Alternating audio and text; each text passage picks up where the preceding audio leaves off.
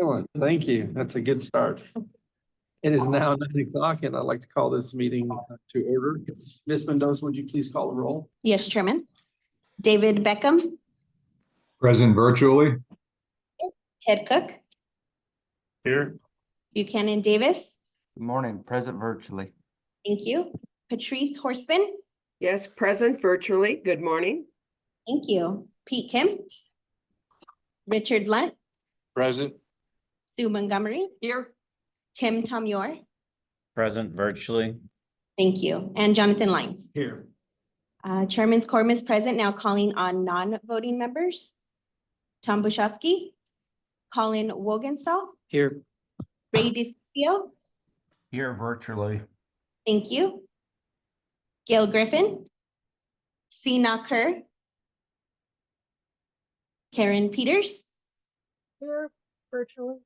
Thank you. Robin Said, Stephanie Stahl Hamilton,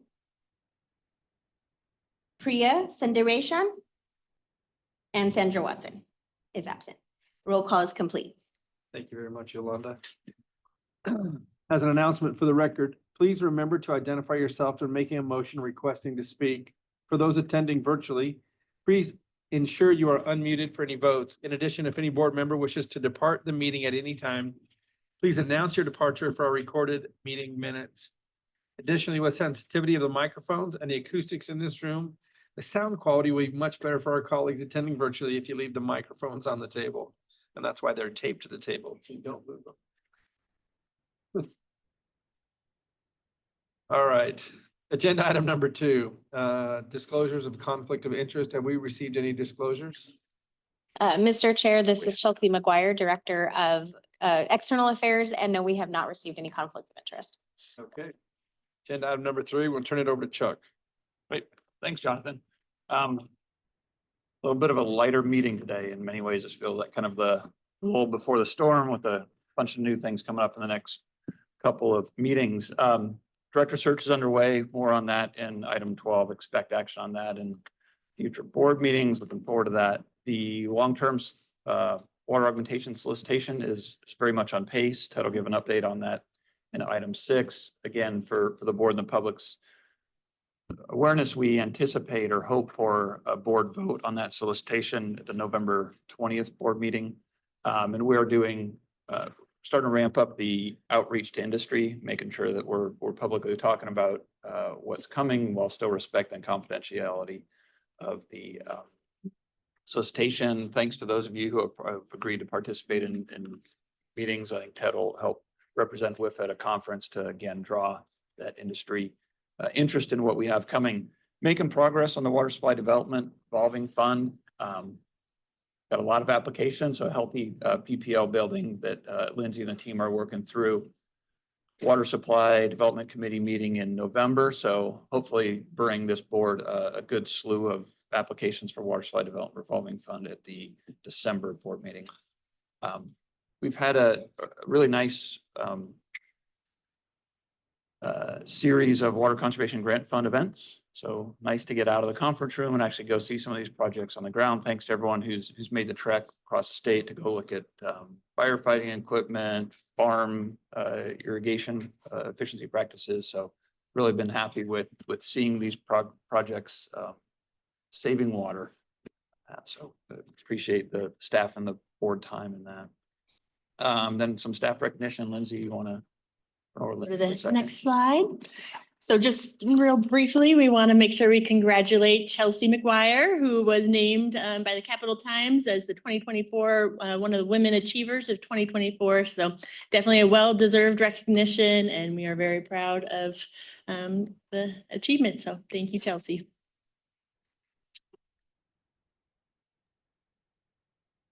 Thanks, Lindsay and Jonathan. That's all I have. Unless there's questions. Any questions for Chuck? All right. Our 2024 WIFA annual report to EPA. Thank you, sir. So Lindsay Jones, I'll present on this, and I'll just go over real briefly some of the highlights. I know it's kind of a lengthy report, lots of tables and numbers. I'm happy to answer any questions you might have about it, but as far as the big picture takeaways, so we have very robust program between the drinking water and clean water state revolving funds. We have spent over $1 billion in total funds of federal and state funds combined. One big takeaway from the reporting is we are still looking for one large drinking water project or several large drinking water projects to meet our equivalency requirements, which is an EPA requirement that if anyone has questions on, we can get into more. But the biggest real takeaway I think that the EPA is going to see when looking at this report is that we've been doing a great job at finding loans and projects for our general funds. Our drinking water and clean water general and base funding is prescribed, overcommitted at this point, but we are still searching for projects for emerging contaminants and then lead service line projects. We know that there's more than enough demand out there that we believe will see emerging contaminant projects being applied for loans, and all those funds will be committed to projects coming up. We are looking actively and trying as hard as we can to make sure people are aware of the lead service line funding, because as far as we know, there's not a huge demand for those types of projects in Arizona. We know that the October deadline for lead service line inventories is I believe actually today or if in the next couple of days here. So as we get these inventory results, if there are projects that show up, we are inviting people to apply for that fund so that we can meet the commitment requirements. We can go on to the next slide here, though. So really a historic year as far as providing loan forgiveness, and that's largely because of the bill funds, especially the emerging contaminant and lead service line fundings. So we were able to provide a really robust amount of forgivable to these different loans over this past year of closing these loans and executing them. And then as far as executed loans, we had, again, a very nice mix of loans executed over this past year. We can go to the next slide here. So on the drinking water side, we had 19 loans executed. On the clean water side, 8 new loans executed, each for about 160 million between the two. So very, very large loan portfolio, but really a nice mix of large systems, small systems, different types of projects happening. So really excited to see the outcome of that, and a huge amount of work by our loan officers and our project managers to get this to where it is today. So real big thank you to staff for all of the work on that. And then finally, we'll just end with this last slide, which I know it's a very busy table with lots of numbers in there, but the biggest takeaway from this is that we do still have some unliquidated obligations, as the EPA would call it. It's basically just money still left in our federal capitalization grants that we really need to start spending down. We need our borrowers to start requesting more disbursements, start drawing down their loans a little bit faster. We've been doing a lot of work to really address this issue. It's something that we have known about for a bit here, and we've been working to address. So we've had our recent policy changes to look at readiness to proceed indicators. We're setting really aggressive goals in our strategic framework for when we want projects to really start drawing down these funds. And then Denise has been doing a lot of work on the financial planning and outreach side to make sure that we're getting people ready to spend these funds. So those were really the biggest takeaways from the reporting. We think we're getting ahead of the unliquidated obligations issue that we're seeing here, and we'll see this looking a lot better for the next year.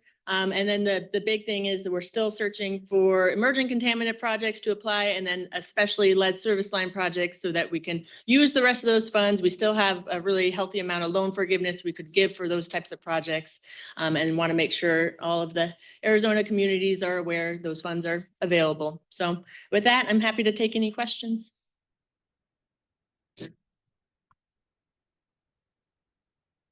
You have your hand up, Karen? Yes, I do. Thank you, Mr. Chairman. I just wanted to share that Lindsay and I had a conversation about the lead service line inventories, which are due this week. And DEQ can be prepared to make a presentation if the board's interested about the results of those inventories at the December meeting. Okay. Thank you. Any other questions for Lindsay? Thank you very much, Lindsay. Agenda item number, agenda item number 5, fiscal year 2025, and Denise will lead us in that discussion. Thank you, Mr. Chairman. So this is just a budget update on where we're at for the first quarter of the fiscal year. Just to remind the board, the budget that was approved amounts to about $5.8 million. We've spent $1.3 million through September. That amounts to about 22.9% of our budget.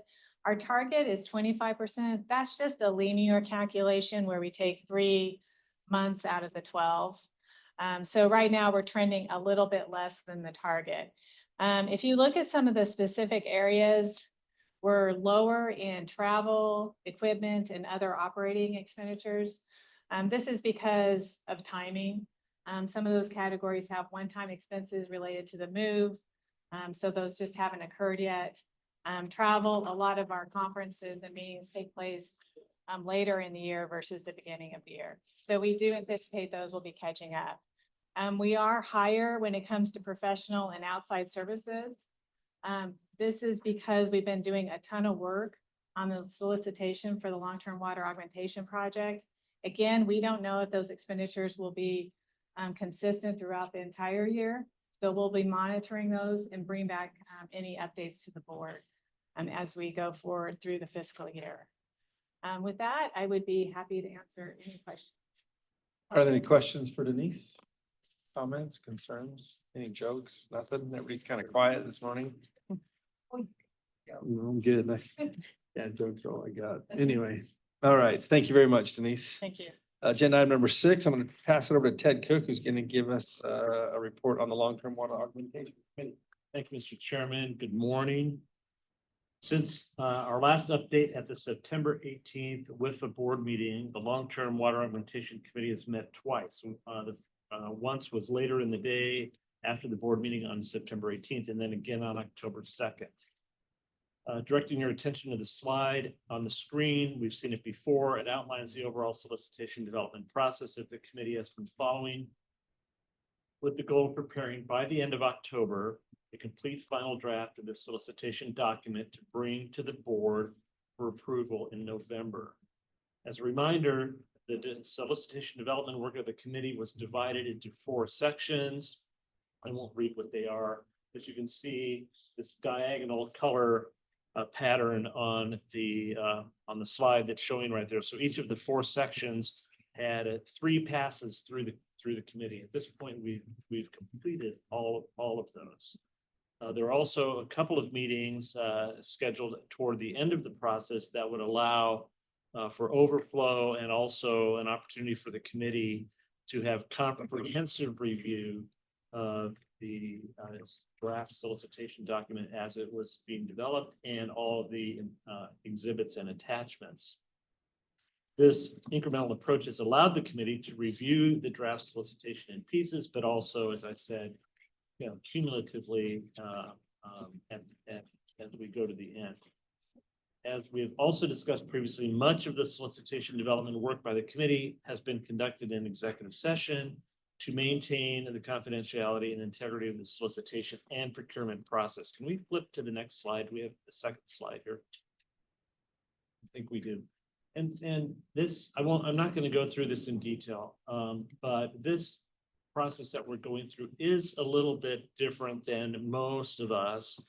And I think most of our audience and constituents are used to. Typically, we for an organization that would know what type of capital improvement project they wanted to do, we would basically start at phase 3. We want one of these. Let's collect bids. Let's select one and let's proceed with the development construction. This whole solicitation development process that we're doing this time, though, is a little bit different. That's represented by phase 1 there. And then at the end of that, which we are nearing, will result in some applicants being selected for a base contract to further develop the feasibility of certain projects. And that's in phase 2. So we're not even there yet, but I just wanted to point that out. So the reason that we're meeting in executive session is to maintain the confidentiality, and integrity of the solicitation and procurement process, which will end at the end of phase one. Once the procurement is completed, however, all executive session minutes, exclusive of those pertaining to legal advice, will become part of the public record. At the September 18th committee meeting, we can go back to the other slide. We had an executive session, our final review of the last of the 4 areas of the solicitation process that we were, that the committee was reviewing. And one of the key exhibits, the draft of the base contract that will be completed with some of the applicants. At the October 2nd committee meeting, we had also an executive session, a walkthrough of the entire solicitation process, cross-reference to the relevant sections of the draft solicitation document, allowing members of the committee to provide additional perspective and input. Those 2 meetings allowed the committee to complete its work on reviewing the draft solicitation as a group. And prior to the committee's final meeting scheduled for October 30th, that will be focused on preparing the recommendation for the board, committee members will have an opportunity to meet one-on-one with the WIFA staff for one last go through and one last opportunity to provide some comments on the draft document. So at the culmination of this whole process, the October 30th committee meeting, we expect to come out of that meeting with a recommendation for the board's consideration for approval in November. Once that solicitation has made it through the board and is approved, it doesn't mean that there can't be further modifications as needed as this process develops. That's my report, Mr. Chair. Thank you. Do we have any questions for Ted? Comments? Yeah. One additional thing for Colin, Ray, Karen, Stephanie. For those board members who are not on the long-term water augmentation committee, expect some outreach from Yolanda, trying to schedule a one-on-one briefing between WIFA staff and y'all to talk about what's in the solicitation, so that we're not want to overwhelm you guys with just dumping a big solicitation on it immediately before the November board meeting. So look for that to come in the next couple of weeks. All right. Any additional questions or comments? Just point out for the record that Pete Kim is with Yeah, us as Pete. well as Stephanie Smallhammer. Yeah. Appreciate that. Thank you for showing up, Pete. Thank you, Mr. Chairman. Apologies for being late. Had a couple of curveballs this morning. Okay. Let's go to the consent agenda. Items 7 through 11 are noticed as consent agenda items, will be considered as a group and acted upon by one motion with no separate discussion unless a board member so requests. A reminder to those attending virtually, please ensure you are unmuted for our vote. Are there any items that any of the members would like to pull from the consent agenda? All right, then. I would entertain a motion to approve the consent agenda as presented. Mr. Chairman, Richard Lunt, I would so move. Mr. Chair, this is Tim, I second. We have a motion and a second. All in favor? Aye. Aye. Any opposed? Any abstaining? All right, consent agenda passes. We'll go to the regular agenda. Members of the public. Oh, Karen, go ahead. Thank you, Mr. Chairman. I just wanted to advise you that I have another obligation and I need to depart the meeting. So for the minutes, just wanted to declare that. Thank you very much, Karen. We'll go to the regular agenda. I will open that now. Members of the public wanting to speak on the regular agenda items may request to speak prior to the chairman opening discussion on that item. For instructions on how to submit a speaker's card, please refer to the notes and proceedings at the end of the meeting agenda. Have we received any speaker cards? We do have one, Mr. Chairman. It was for an item that was on the consent agenda. I have emailed the requester to see if they would like to be included in the public comment at the end of the meeting, and I'll let you know. Okay, very good. So we'll go to agenda item number 12, the approval of the legislative agenda. Turn the time over to Chelsea. Thank you, Mr. Chairman. Board members, this is the meeting where we will have the opportunity to approve the legislative agenda. We had a more detailed discussion about that agenda at our last meeing. So nothing has really changed. We did not hear any feedback from board members that would warrant changes to the proposed legislative agenda. So we are bringing you once again a two-pronged pathway for this upcoming legislative session.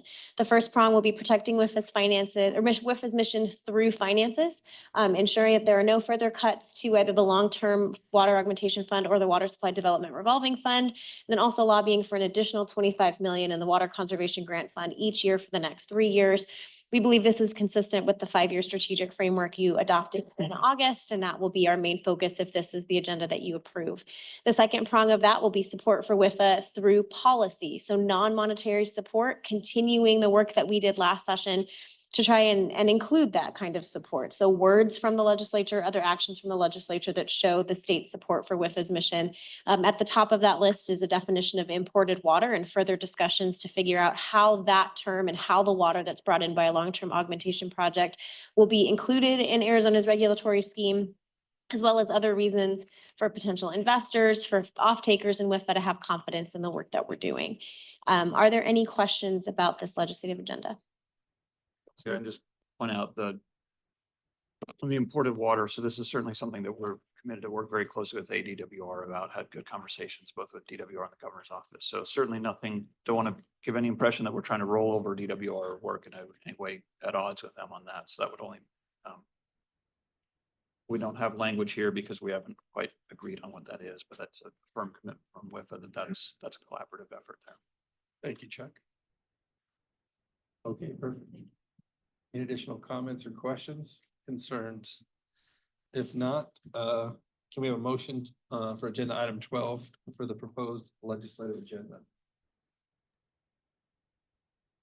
Mr. Chair, this is Tim. I make the motion to approve the legislative agenda as presented. Thank you, Tim. Do we have a second? Richard Lunt, I would second that motion. Thank you, Richard. Any board member discussion? All right, with no further discussion, we'll call for a vote. All those in favor? Aye. Aye.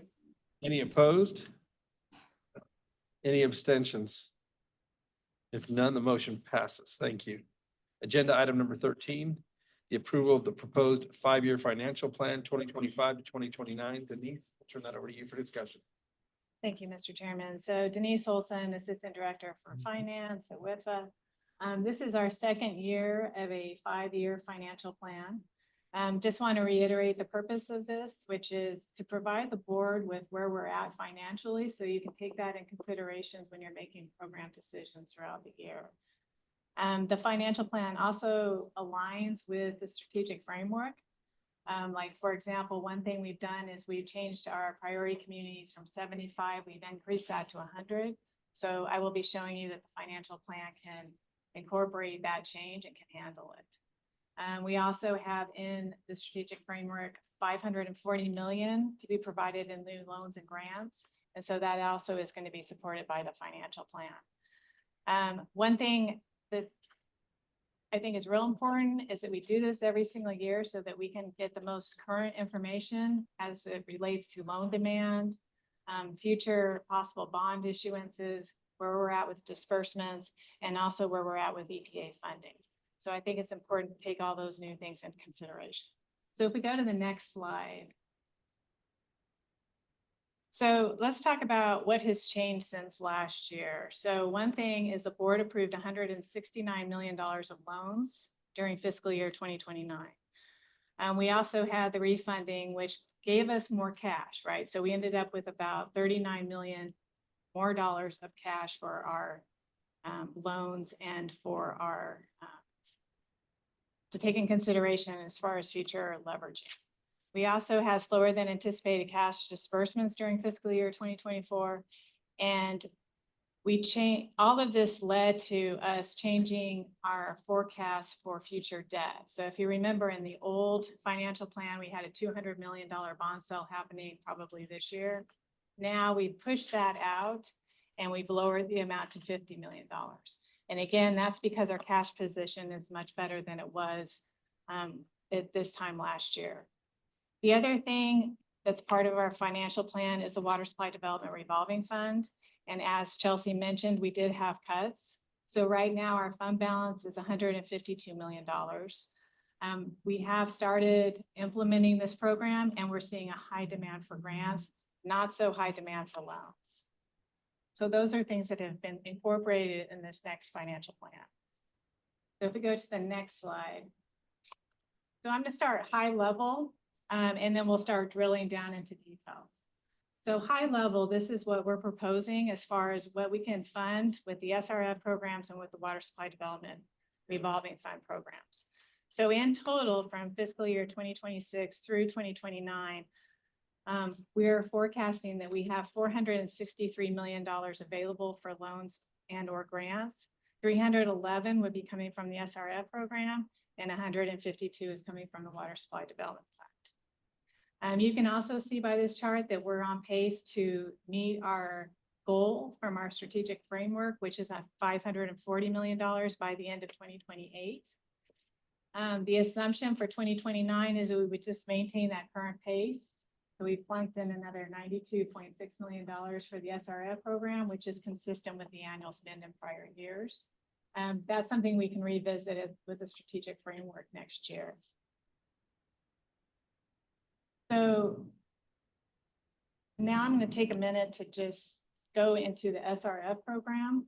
Okay, so there's two programs. I'm going to talk about the SRF program first. So if we go to the next slide. So this gives you the full picture of the 5 years. It shows you all of our sources, which is all the revenue that comes into the SRF funds, and then all the uses going out of the SRF funds. The revenues do include a $50 million bond sale, proceeds from the $50 million bond sale, as well as the cash that we received from the refunding that we just completed. So total revenue is about $1.1 billion. And then the uses is almost $1 billion. The red number is something I want to point out. That's $600 million in existing commitments. I want to make sure the board understands what that is. That is all loans that have been approved to date. Okay, so these are loans that have projects which we will be dispersing these funds. Our guess is that we're going to be dispersing this money over the next 3 years. So if you look at the 5-year period, those are commitments that our financial forecast has to consider. At the end of this forecast period, we do have a fund balance that's about $88 million. And I'll talk about that reserve fund in a minute. So let me just show you what this looks like graphically for the next slide. Take a little water break. All right, so the next slide, what this shows you, I'm going to take a minute to walk through this. The bars show your cash balance. Okay, so we started off this fiscal year with a very high cash balance. Again, that's because disbursements have been slow. The blue line represents disbursement. So we're forecasting disbursements to be a little less than 200 million this year, jumping up to over almost 350 million the next year. So as those disbursements are made, our cash balance is dropping as we pay those loans out. We're maintaining a $50 million reserve, and the reason, and that's what that red line is, it goes across the bottom. The reason why we're doing that, this isn't that we can't ever spend this money. It's more like a cushion so that in case these disbursements go faster, we have some money to protect ourselves so we can pay the bills. We figured that we could do a bond sale in 9 months. So this just gives us a little bit of lead time to get to the market. That's what that $50 million is for. So it's not necessarily a reserve that cannot be touched. It's more of a cushion so that we don't have negative checks, so we can always pay those disbursements out. This is fairly tight. I took a little bit of a different approach this year because disbursements, we're assuming that they're going to happen, but I went ahead and pushed the bond sale out to be in fiscal year 2027. And you can see it's pretty tight there, hovering around that $50 million range as far as our cash reserves. In the packet, one thing I want to point out is our existing debt is gone by fiscal year 2028. And so once that existing debt is gone, you can see that green bar starts going up because we have no more debt except for that $50 million if we sell it. So there's a lot of capacity as far as leveraging this program in the future if we keep our loan demand up. With that, I'm going to pause to see if there's any questions from the board. So there's a lot of information there. Pete.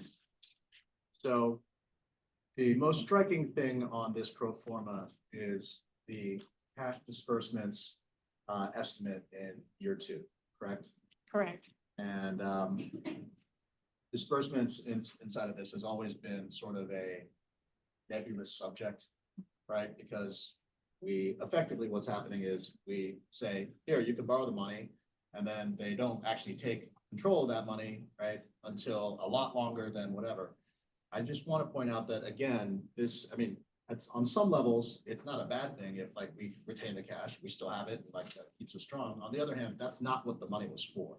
Money was supposed to be out there making, a difference in the water kind of set. So I just wanted to use this as an opportunity to once again say, we probably need to figure out a way to put a little bit more teeth into the disbursement kind of thing. It'll make everybody's job easier, right? And including yours, right? And trying to figure out like when the money's actually going to go out or not.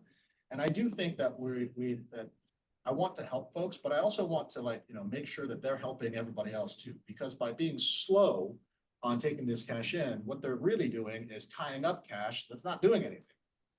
Right. So I think that really what is needed here is just kind of a rethink on how we can put a little bit more teeth and a little bit more obligation, shall we say, to the folks who are signing up for this money to look, we're great. It's great. We're glad you're going to use it, but you got to use it as opposed to just sit on it for 2 years. Because honestly, that bump in year 2 might not happen. Right? And it could get pushed out to year 3 or year 4. And that's when we get to sit there and then we borrowed all this money, we're paying interest on all this money and nothing happened. That sucks.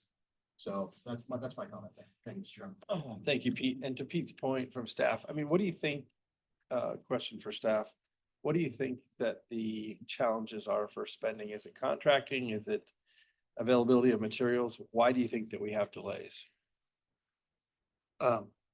A lot of it's all the above, but some of it is just the macroeconomic, the construction market, the materials market. Remember, this is a reimbursement program. So it's not that it's not that they can take the money and sit on it. They have to actually build something and get an invoice for it. And then they come to that. So when our borrowers have problems acquiring pipes, acquiring labor, acquiring equipment to install pumps, that backs things up.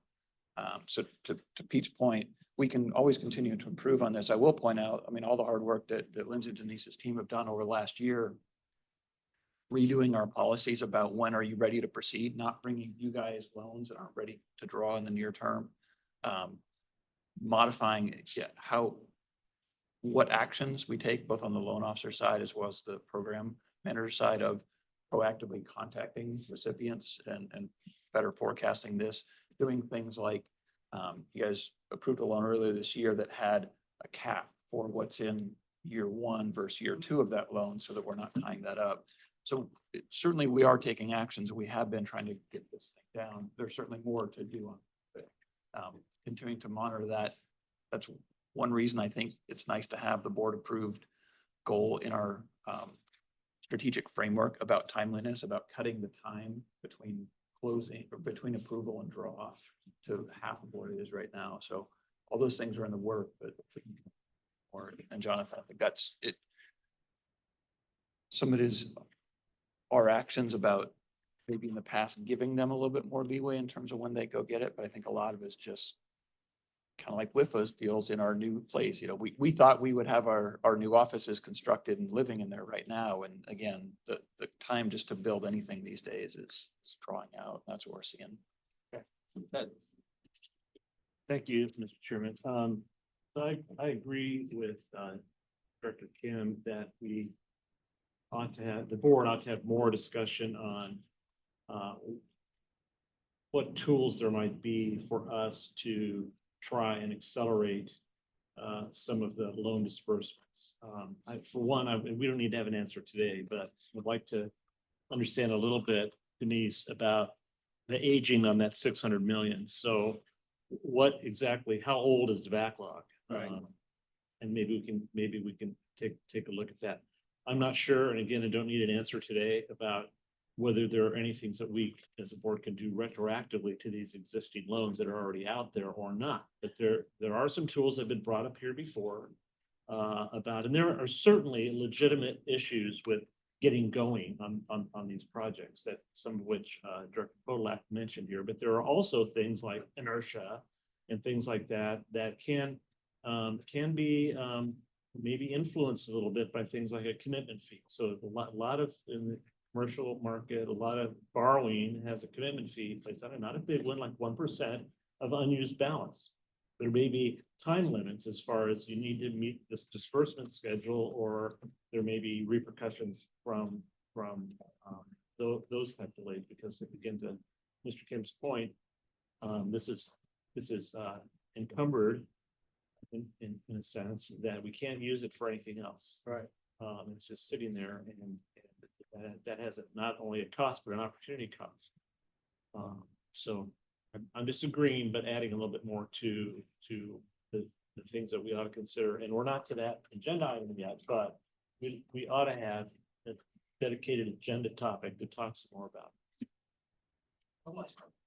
One last point here is that in the absence of more certainty and predictability around the disbursements kind of thing, it makes the job of staff very, very hard, right? I mean, for the public, imagine if like your expenses varied plus or minus 100% at any given time. I mean, it's impossible to plan for that.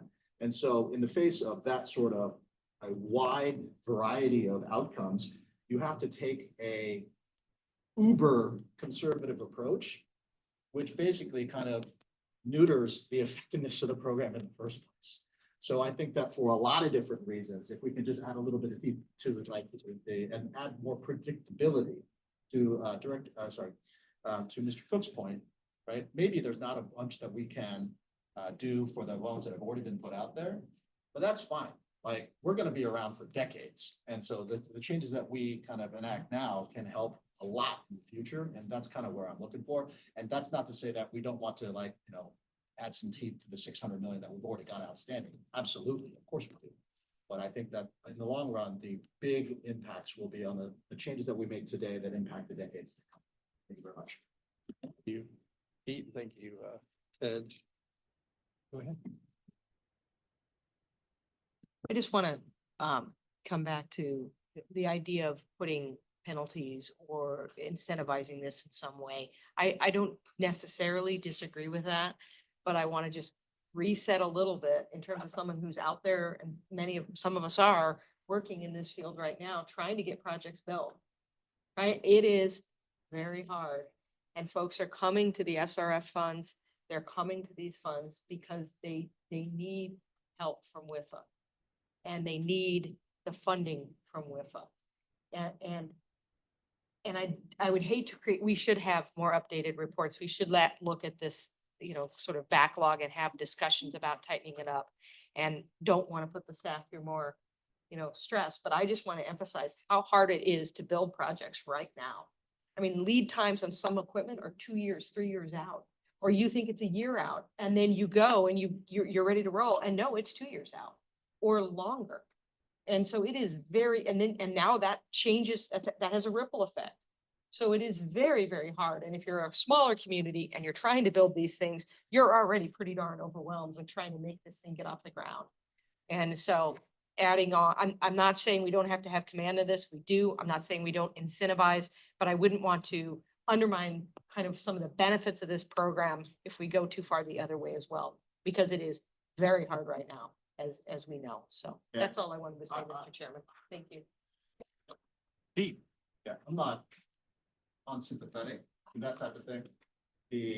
On the other hand, the way it's set up right now is all of the penalties associated with those delays basically come to us, right? And so perhaps there could be a middle ground where there's a little bit more of a sharing of that, because right now, you know, like, look, anybody is going to be motivated by their own incentives day to day. And if I were the folks that you're talking about, and like, okay, if I've only got 8 hours in the day to work on something, right, I'm going to work on the stuff that matters to me. And if we can set up the incentives some way so that it shifts it just a little bit, then I think we might get to a place that's a little bit more fair. Because I'm not saying that those aren't real problems. What I'm saying is that at the moment, we bear the brunt of everything, just from the structural things, that realities of how we set this up. And so, anyway, there you go. Good, robust discussion, Ted, and it continues. Look at just, hopefully just a little bit more. So yes, I'm very sensitive and very sympathetic to what Ms. Montgomery had brought up. And of course, in my career, it's experienced a lot of those types of things. It's very, very frustrating. But I do also appreciate what Mr. Kim has said here in the concept of sharing, I guess, in the consequences of these delays, where many of them are no one's fault. But like Mr. Kim says, all of the consequences fall on WIFA and this program. And there is this concept maybe of sharing a little bit. And so I would prefer to describe things like a commitment fee or deadlines for expenditures or other tools that we might employ as this sharing concept. And this is an incentive, not a punishment, because delays also bring no interest is being incurred by the borrower because the dollars are just sitting there. And so while someone may have to pay a 1% commitment fee for unused funds, they're avoiding having to pay 3% of interest during the time that's elapsing. All of which now is not funds that are coming into the revolving fund for a subsequent user. So there does need to be some balance right now, and it's not in balance right now. And like Mr. Kim says, just a little bit. I think we'll balance that out. Thank you very much. What is the reporting process right now? And is there any way to look at that timeline of grants that have been, or loans that have been written, and just ask for an update, maybe quarterly or something like that?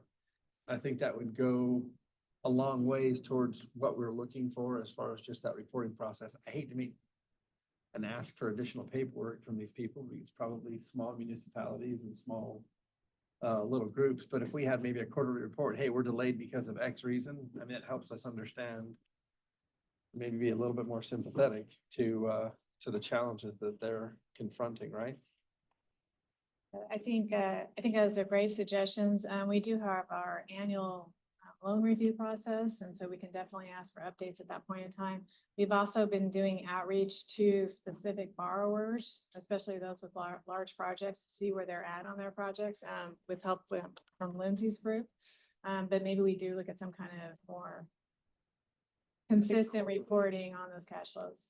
We can definitely take that in consideration. Would you prepare an aging report for us, just so we can kind of see? I think I can Good. come up with some kind of report to show you progress of cash flows. Okay. Okay.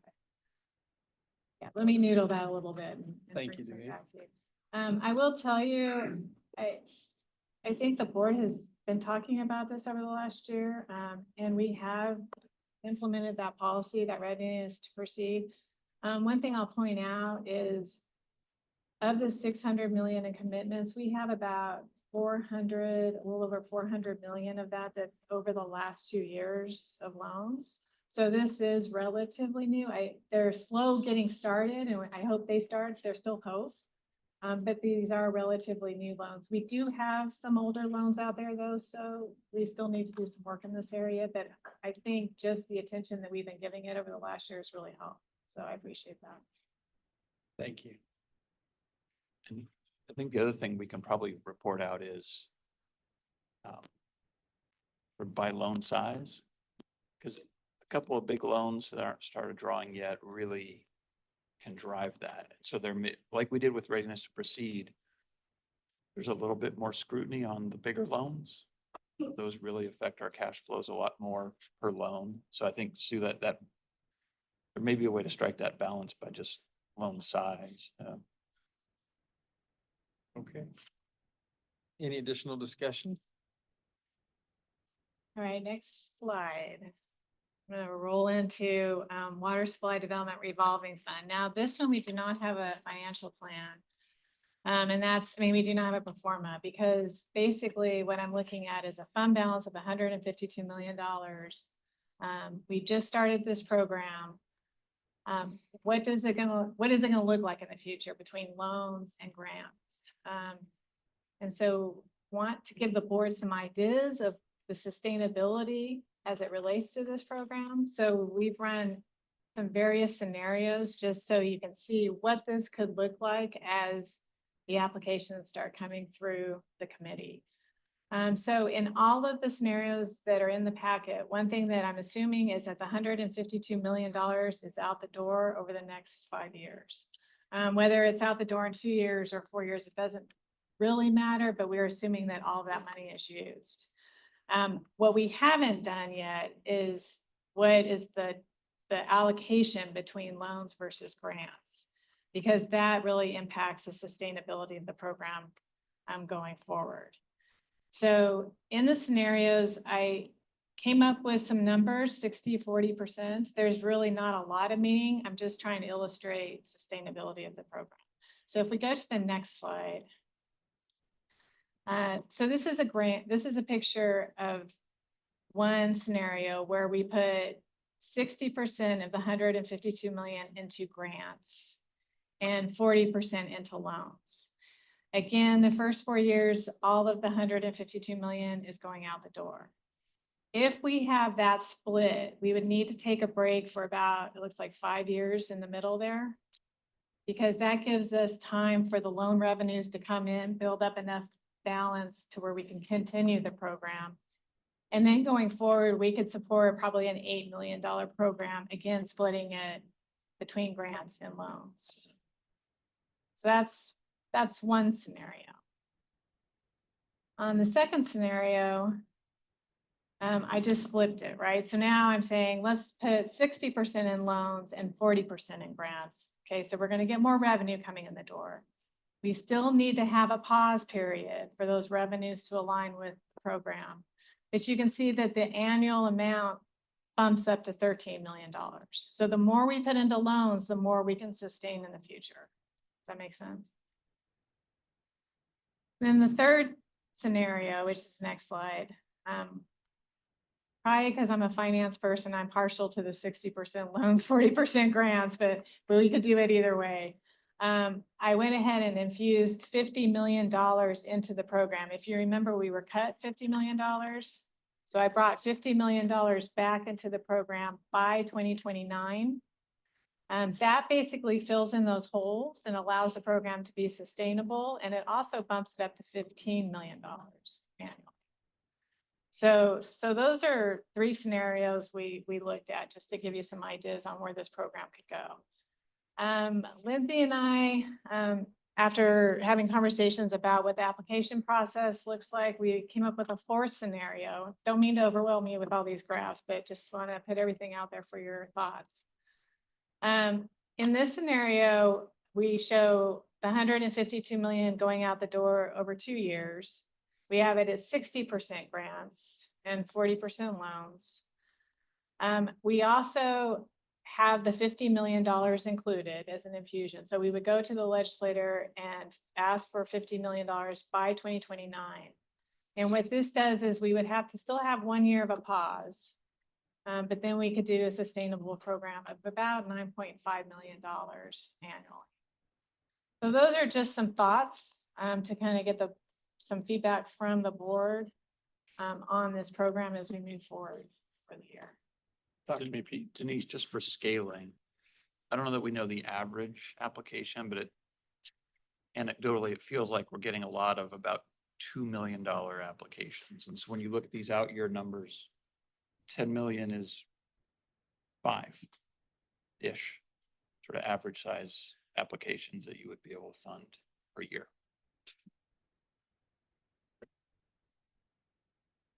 Thank you, Mr. Chair.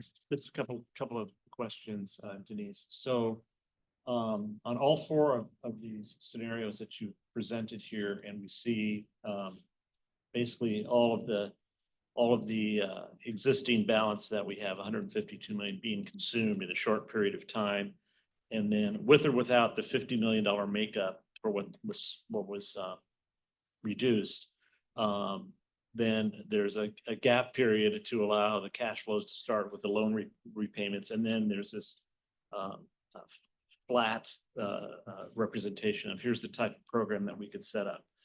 My intuition tells me that that doesn't go on indefinitely without any additional cash infusion. If we're always giving some of it away, even on the 60% loan, 40% grant, 40% of the annual amount is going out the door with none of it ever coming back. There's no way the interest on the other 60% is going to allow that to propagate indefinitely. So one real question that comes up is, when it comes to a revolving fund or a sustainable program, we need to decide whether or not we are going to rely on additional funding coming in from the state or not. I think these illustrations are really important to show us what's possible or not possible without that. But as Chuck just pointed out, this is 4 or 5 applications a year possibly. Are we going to be content with that? And eventually it's going to die because there's nothing going to be left. And the two endpoints would be all grants, which we're allowed to do under the law, even though it's called Water Supply Development Revolving Fund, or all loans. And then there's preponderance of one or the other, and there's a sweet spot somewhere in the middle, and some of this modeling is around 40, 60, 60, 60, 40, which really just expands and contracts the amount of time and the height of those bars in the latter part of the program. So we have a couple of fundamental decisions to make. One of them is part of our strategy on this fund to pursue additional funding from the state of Arizona, from the legislature, or not. And by not is just no, we're not going to do that. It's probably not a reliable thing to assume, right? Is where I would come out, which then to me would influence where we draw the line between loans and grants. Is it just a line that we draw that maybe not 60-40 or 40-60 or some other combination for every single one, but in aggregate, this is what our target is. Is that would that be our goal? Is that an achievable goal, or if each individual applicant has the opportunity to ask for a grant without a loan, they will all ask for grants. This is our experience. So the real bugaboo here, as we discussed it at another meeting, maybe it was a committee meeting, was, do we force applicants to borrow some money so that the revolving fund can actually revolve? And if so, how is it? So those I think are the two things. Do we rely on the legislature or not? That's part of our strategic assumptions. And how much loans do we require applicants to take? We're gonna go to Buchanan, and then we're gonna go to Pete. Buck, you got the floor. Thank you. I think Ted, you set that up very well, described exactly what the issue is at hand. You know, as I was in the room when this fund was expanded and given some money, the fund has been here for a while but was never funded. There's a lot of discussion around raising the limits on the grants and a desire on the legislature's part to do exactly that. And in my perspective, my recollection of those discussions with the legislature and the governor, there was a desire to give away some of that money. Now I know that there's a balance, right, that we're trying to figure out, and can't just give it all away. Then we need to have some in the revolving fund. But in my mind, that there are huge needs in rural Arizona. The legislature said that by lifting the limits on the grants. And so I think there's an expectation for us to at least have a conversation with legislators and see if that's still their desire. And if Can you hold so, on 1 second? yep.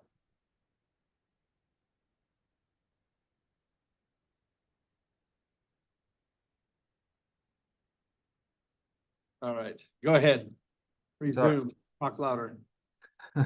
I think there's an expectation for us to work with the legislature and to see if there's a desire in coming years to fund this program. I think there is. I think their constituencies demand it. And I think that if we continue to get good works out and good projects funded, that will enable it. So I guess that's a long way of saying, in my perspective, is there is a desire on the legislature's part to fund good projects, to find good projects, and to continue to do the work. And then in a few years, we have these discussions with them and continue to ask for funding. So I think it's reasonable for us to expect the legislature down the road to put infuse some more money after we've funded some successful projects.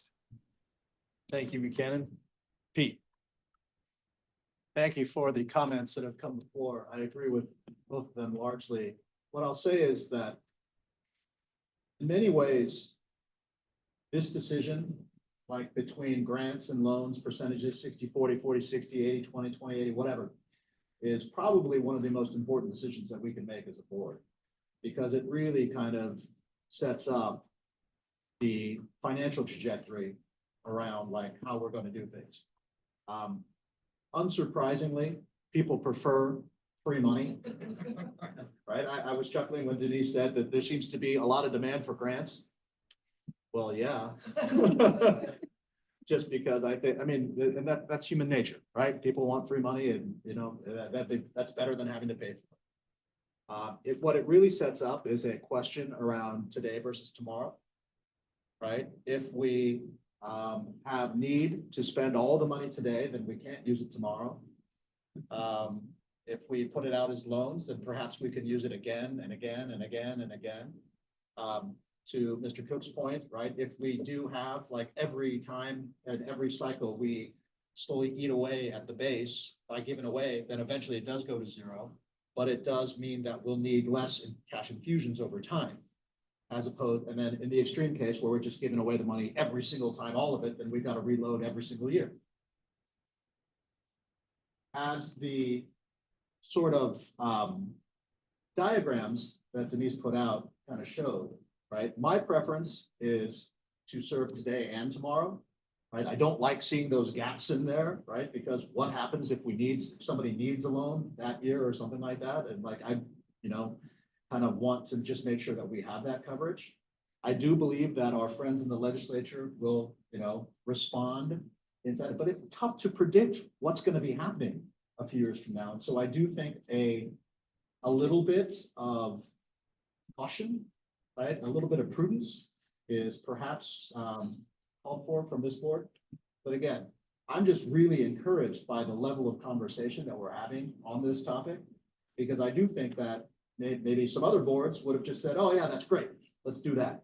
And instead, we seem to be grappling directly with the really important issues that are here right now. For what it's worth, I do see a point and a need for grants, but I don't want to overreact on some of that stuff, right? Because there is a tomorrow that we also have to pay for. And if we spend all the money today, then what's left? Thank you very much, Mr. Chairman. Thank you, Pete. Sue. Mr. Chairman, I agree with you, Pete, 100%. I think that's the tension. It's just, how do we do that? And I wanted to ask the staff a couple of things.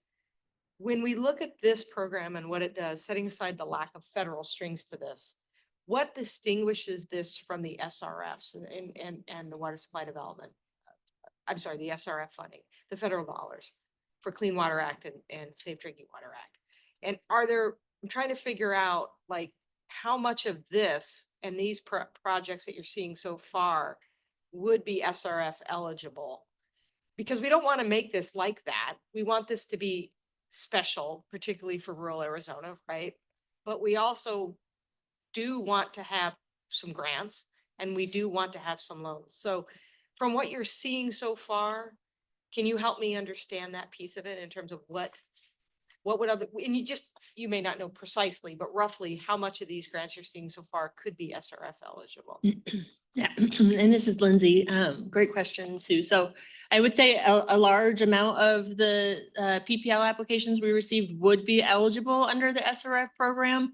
as far as the entity is eligible, the project type is eligible, but doing a complete review of their financial finances to confirm that they are eligible to have a debt service coverage required for an SRF loan, we can't say right now. And that is where I think a big gap is for that this program could fill, that the SRF program doesn't, where we can offer, 100% grants. And I also want to make the point that not everyone is going to be eligible for a 100% grant. We tried to set this up so that the scoring would make it so only those most financially needy with the most water demand points would be scoring into that top tier.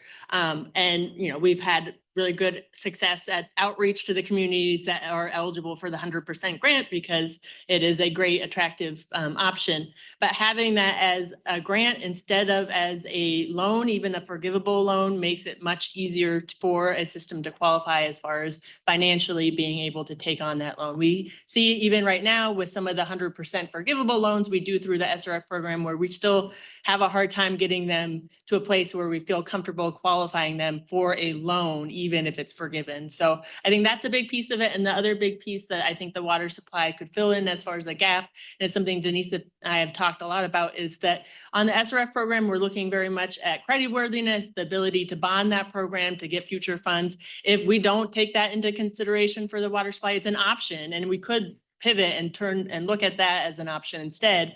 But if we don't focus so much on that, I think that's where we can help a lot of the smaller systems a little bit easier without having to be so concerned about what it would do to our overall portfolio to go out and bond the program. Thank you for that. I just thought that was important to talk about with the board. Thank you. Thank you, Sue. Denise, anything else? I just want to do one more slide, just because I think this sums everything up, and you've got your street light there. So, overall SRS, I wanted to say we're in good shape financially for the reasons we talked about. Water Supply Development Fund, I have it as a yellow, so there's caution there on moving forward. But generally speaking, when you look at the whole picture, we do have a financial plan that supports the strategic framework going forward. And I do think there's some room for the board to continue to ponder some of these items and move forward over the year. So with that, all I have. Sue? No worries. I think one of the other thing I just want to flag that I struggle with is as we ponder this, the 60-40 with infusion, 60-40 not with an infusion, 40-60. People are applying right now, entities are applying right now. And so one of the things, and I don't think there's an answer to this right now, but one of the things that's concerning to me is if we how do we handle that? You have, someone that applies now, someone that applies later, and they could be treated differently in terms of how we're focusing this 40-60-60-40. Again, I guess I'm raising something that I have no idea how to answer, but I just wanted to put that out there because that bothers me too. It's kind of the Water Conservation Grant Fund challenge that we had that I think we did very well with as we were flying this plane and building it and all that stuff. But Flying it as we were building. whatever the thank you. No, I agree with you. Building it as we were flying it. I want whatever. those, yeah. Whatever. But in any of, thank you, Mr. Chairman. But that's all I had. Pete, real quick, and then Chuck. First, I just find it amusing that the signal light has 2 green lights and a yellow. I would love for the world to be like that, but but yes. I want to say that I found this to be a very helpful discussion and to thank staff for doing such a good job and presenting it in a way that gives us some assurance that we're doing the best we can with the sort of parameters that have been presented, and really leaving it as a sort of opportunity for the board to figure out how we can improve some of those operating parameters such that we can make staff's job and the effectiveness of these funds a little bit better, just by making sure that we're not getting these big accumulations of money that's not doing stuff, by making sure that it gets out a little bit, increasing the predictability, right? It's almost an impossible job to figure out how to husband and, care for and predict what you should do with the money when you don't know what's going to happen to the money at all. And so we can do things to help that along.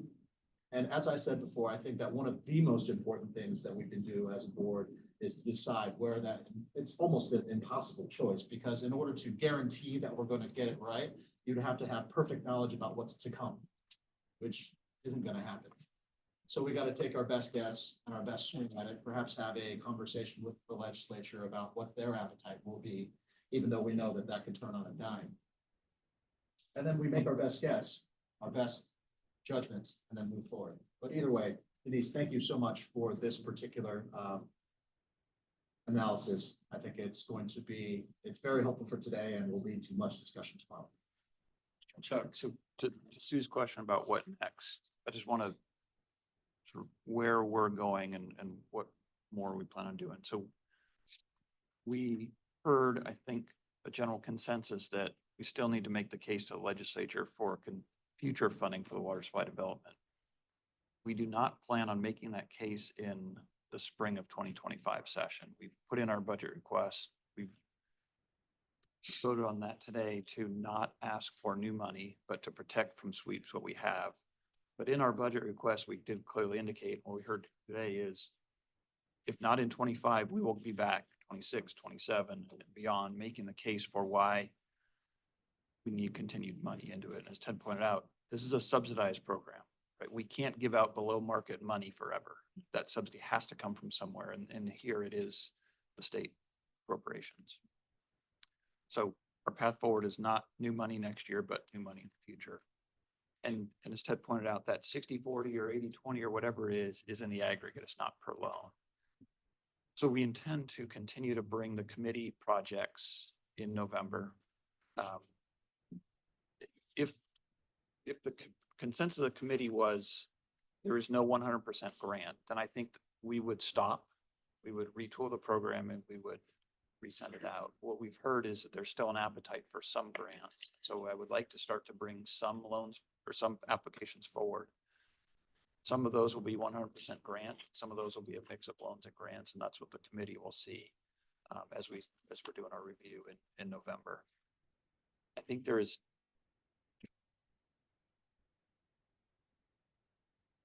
that balance between trying to figure everything out, trying to predict what demand will be like, try and make the perfect financial model and create that. I think we can still adjust as we go.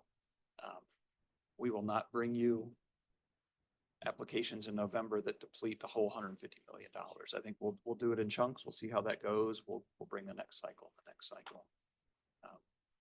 Unless we get strong pushback otherwise, that no, pause the program and make everything have a loan component, or pause the program until we have definitive board approved split between loans and grants.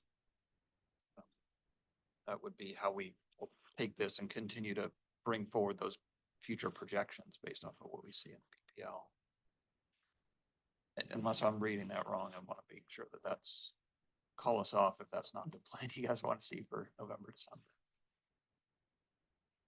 Great discussion. All right, any additional discussion? Thank you very much. Thanks to the entire board for their comments. So on agenda item number 13, do we have a motion for the proposed 5-year financial plan? Chair, Yes. Ted Cook, I move that the board approve the proposed 5-year financial plan, 2025 to 2029. Thank you, Ted. We have a motion on the floor. Do we have a second? Sue, thank you very much. We have a motion and a second. All in favor? I'm sorry, is there any discussion? All right. If not, we'll call for a vote. All in favor? Aye. Aye. Opposed? Any abstained? Motion passes. Thank you very much. Denise, you're still in the hot seat. Thank you, Mr. Chair. So this is a new policy that we're putting before the board, and it's designed to accommodate mergers and acquisitions, especially for smaller systems throughout the state. It allows us to deal with mergers and acquisitions possibly upfront in loan documents versus handling them as individual occurrences.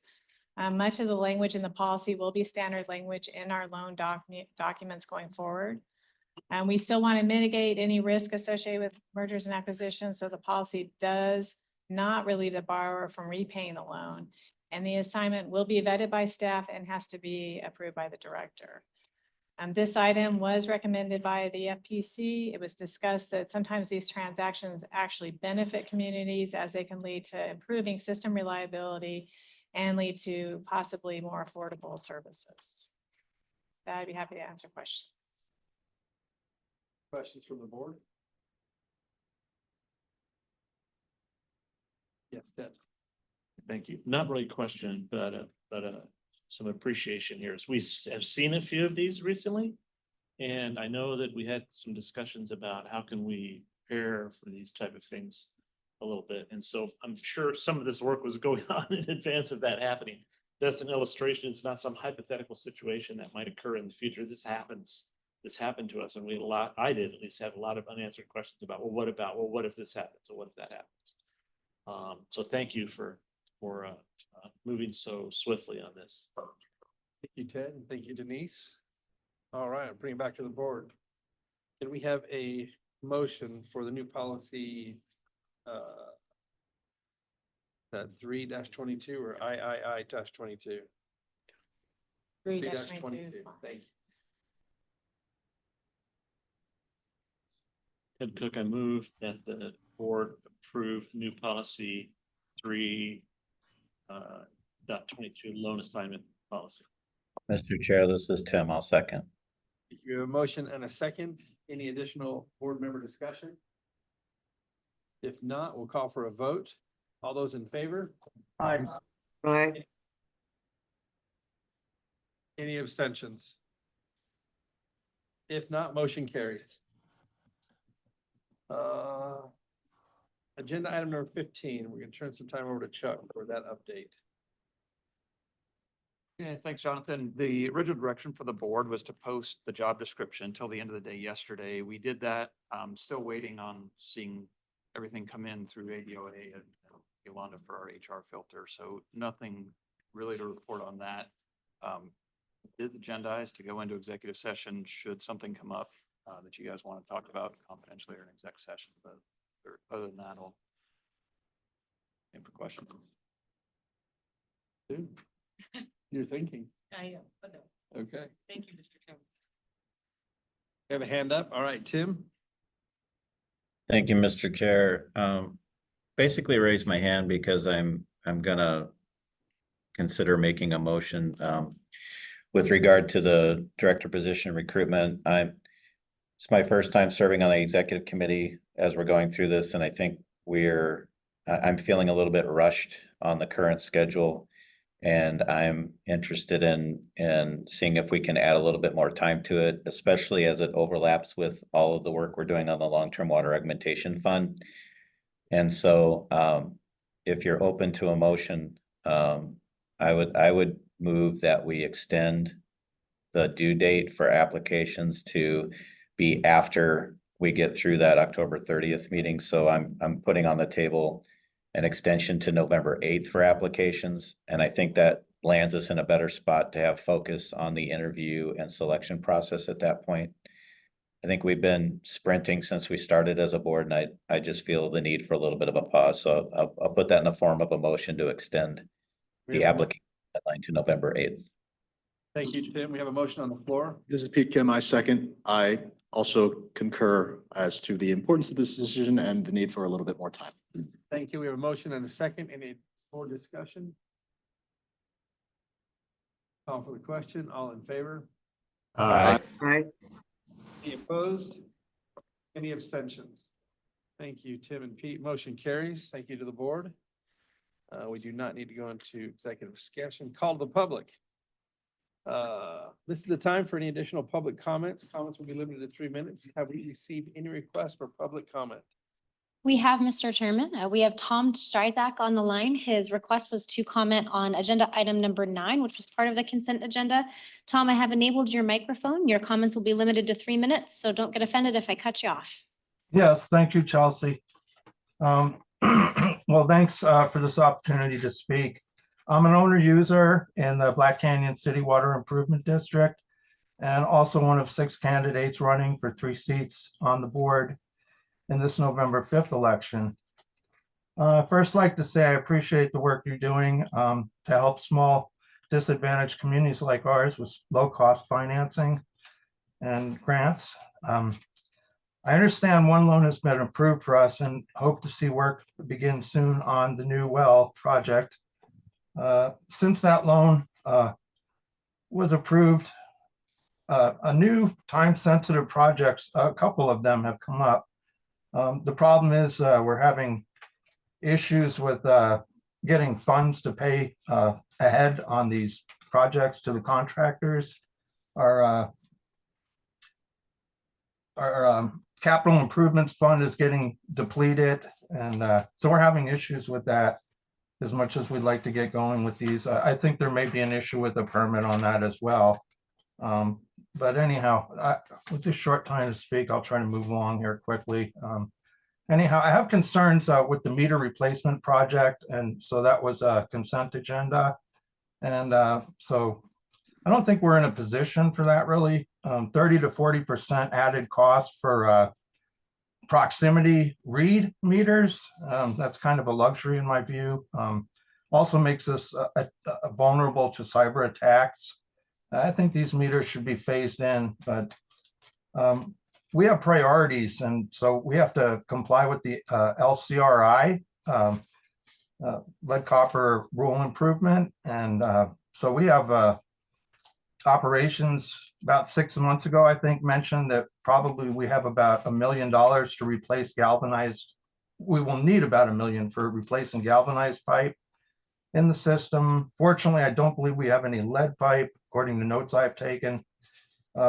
Transit asbestos pipe needs to be replaced, a lot of that. For 20 years, mostly just repairs have been done on our system, so it's in pretty poor shape. New expenditures we have are concerning as far as taking on another loan. We do appreciate the one loan that's been approved for the new wells. $5,000 a month for operations increase. That just was approved, I believe, in a negotiation about 3 months ago. We're also spending about $3,000 a month in attorney fees over the last year.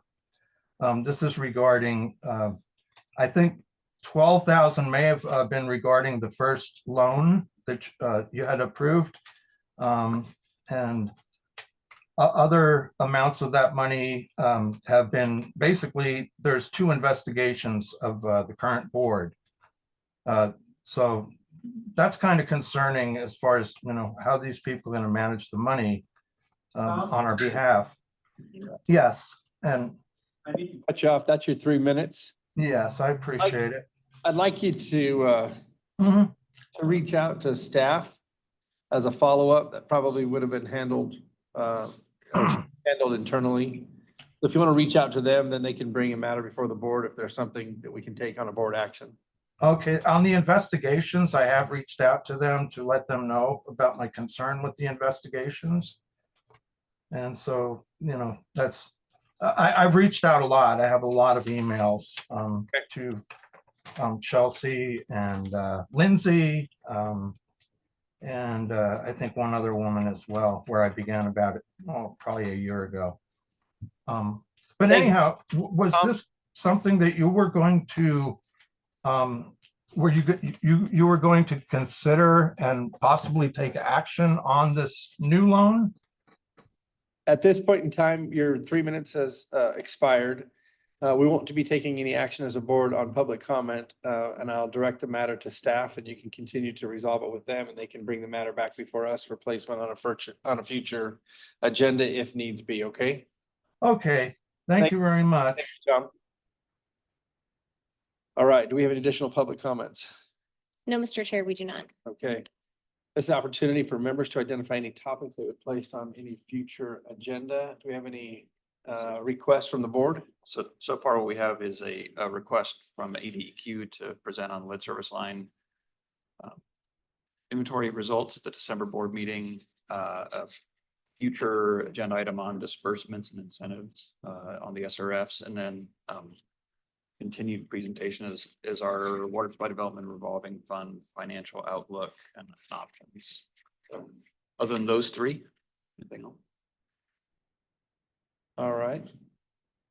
Thank you very much. And then next meeting, Chuck? Right now, it's scheduled for November 20th, 9 AM. Believe we are at the old building, the Commerce Authority, so sorry to keep switching buildings on you, but we will for the next board meeting. I know. I'll call you early, Pete, remind you which building, but yeah, back to the old building. Hopefully that's the last one and soon we move into our new space upstairs. All right, if there's nothing else, this meeting is adjourned.